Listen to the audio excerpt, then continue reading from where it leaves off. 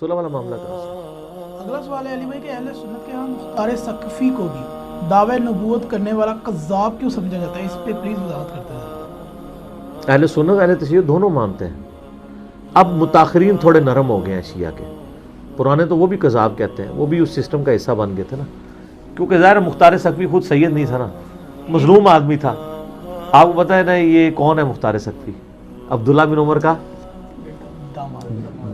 نہ عبداللہ ابن عمر ان کے داماد ہیں. نہیں بہنوئی ہیں, ٹھیک ہے, اور ان کے والد صحابی ہیں. مختار ثقفی جی جی, ابو عبیدہ ثقفی جو شہید ہوئے تھے جنگ قادسیہ سے پہلے ہاتھی کے نیچے آ کے, اور وہ عمر سیریز میں وہ فلم بھی فلمایا بھی ہوا ہے. یہ امیر تھے اس وقت, ٹھیک ہے, بہت بہادر تھے. یہ غسل شہادت کر کے گھر سے نکلا کرتے تھے, اور اللہ نے ان کو شہادت کے درجے تک بھی پہنچایا.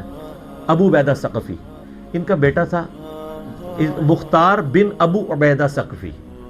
تو مختار کے بارے میں ایک ترمذی میں روایت ملتی ہے کہ میری امت میں ایک کذاب اور ایک ظالم پیدا ہوگا, اور اس کے ساتھ وہ پھر لکھتے ہیں کہ امام ترمذی کے کہا جاتا ہے کہ وہ کذاب مختار ثقفی ہے. یہ سب سے کمزور جملہ ہوتا ہے محدثین کا, کہا جاتا ہے. کہا جاتا تو بہت کچھ غلط ہے, سنا کے سننی, سند نہیں انہوں نے بیان کی. اس طرح کا کہا جاتا تو مسلم شریف میں لکھا ہوا ہے امام مسلم کے شاگرد نے کہ وہ جو بندہ قیامت والے دن کے قریب جو دجال کے خلاف کھڑا ہوگا نا, کہا جاتا ہے کہ وہ حضرت خضر ہوں گے. اہم اہل حدیثاں سے کہ کہا جاتا تو تسی بچڑا کوئی جے, پوری خضر پارٹی آ جڑی تواڈے اوتے کہا جاتا ہے. تو ہم وہ کہتے ہیں مسلم شریف کے جو راوی کے الفاظ ہیں وہ کہا جاتے ہیں, وہ مسلم شریف کا حصہ نہیں ہے کہ حضرت خضر فوت ہو چکے. اگر نہیں یقین آ رہا تو مسئلہ نمبر 13 دیکھ لو, فوت ہوئے خود دفنایا ہوا ہے, ٹھیک ہے, علمی طریقے سے بتایا کہ وہ خضر اور تھے, چلے گئے دنیا سے. تو مسلم شریف میں ایک حدیث ہے کہ اسما بنت ابی بکر نے حجاج بن یوسف سے کہا تھا کہ کذاب ہم دیکھ چکے اور ظالم تو ہے. وہ کہتے ہیں وہ دیکھ چکے میں یہ مراد ہے, اس میں بھی نام نہیں ہے. کچھ روایتیں انڈائریکٹلی لے کے آتے ہیں. میرا تو موقف یہ ہے کہ میں مختار ثقفی کے بارے میں پازیٹیو نظریہ رکھتا ہوں. اس کی وجہ یہ ہے کہ مختار ثقفی کے ماننے والوں کے پیچھے سنن کبریٰ البیہقی میں آتا ہے کہ عبداللہ بن عمر نمازیں پڑھا کرتے تھے.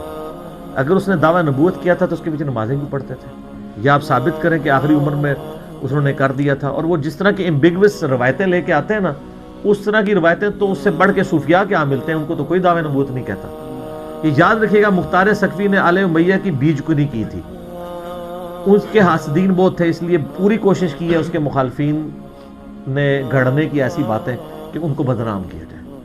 تو اس لیے اس معاملے میں یعنی میرا مختار ثقفی کے اوپر کلپ بھی چڑھا ہوا ہے کہ اس معاملے میں میرے پاس کوئی مضبوط دلیل نہیں ہے کہ میں اتنا ایکسٹریم حکم کسی کے بارے میں لگاؤں.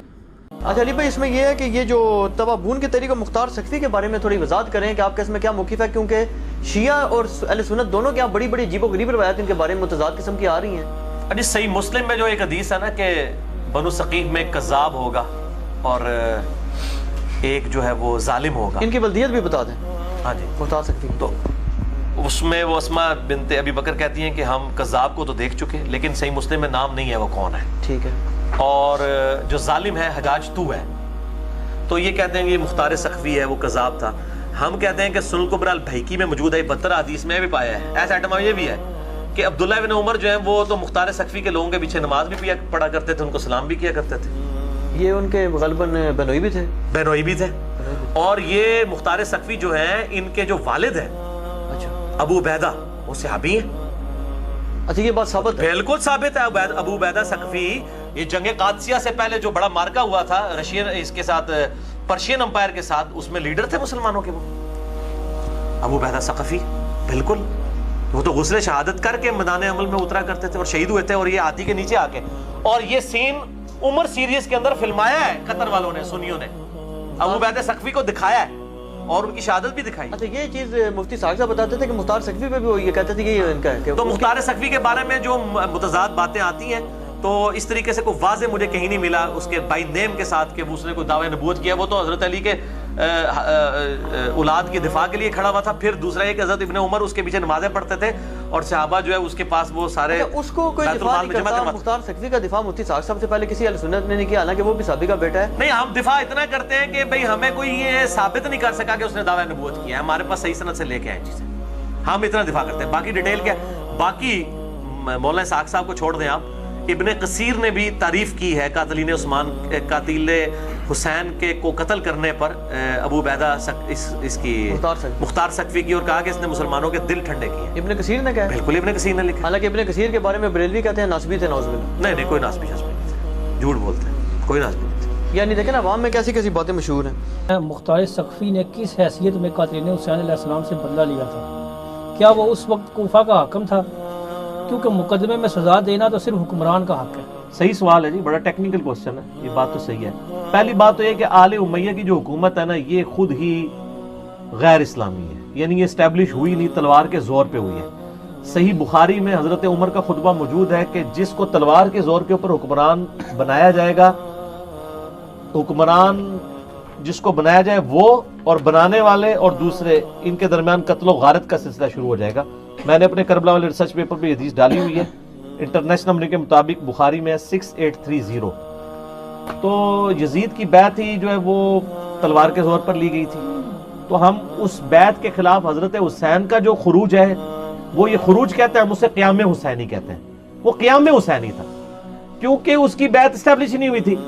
حضرت معاویہ رضی اللہ تعالیٰ عنہ کے خلاف کیوں نہیں قیام کیا حضرت حسین نے؟ کیونکہ وہ ایک پیس ٹریٹی کے تحت معاملات سیٹل ہو گئے تھے. یزید کا تو یعنی حضرت معاویہ رضی اللہ عنہ نے جو 5 شرائط ٹریٹی میں مانی تھی, ان میں سے ایک یہ تھی کہ اپنے بعد شورا پہ امت کو چھوڑیں گے. انہوں نے پھر اپنے بیٹے کو بنا دیا, وہ بخاری میں بھی آتا ہے, عبد الرحمن بن ابی بکر نے بھی مخالفت کی, وہ کربلا والے ریسرچ پیپر میں پڑھ لیں.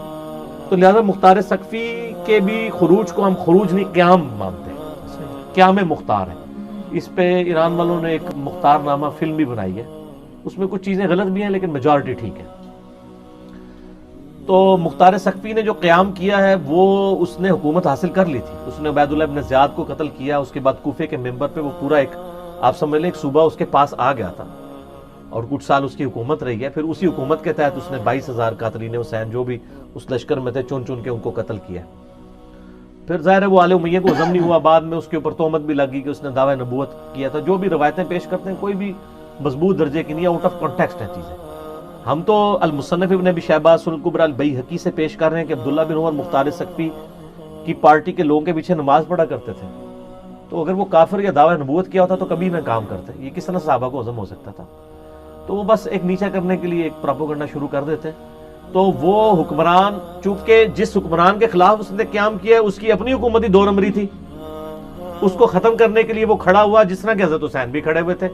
حسین علیہ السلام کا قیام بھی اسی حکومت کے خلاف تھا آل امیہ کے, جس کے خلاف مختار نے کیا قیام.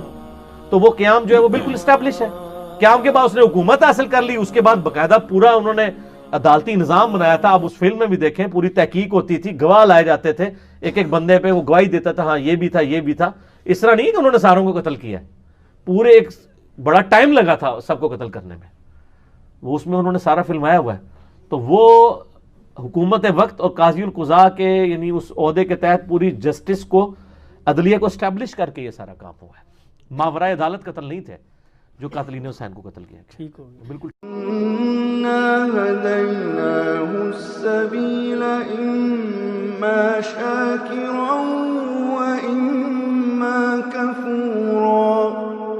بے شک ہم نے اسے راستہ دکھا دیا ہے, اب چاہے تو شکر گزاری کی روش اختیار کرے خواہ ناشکری کی.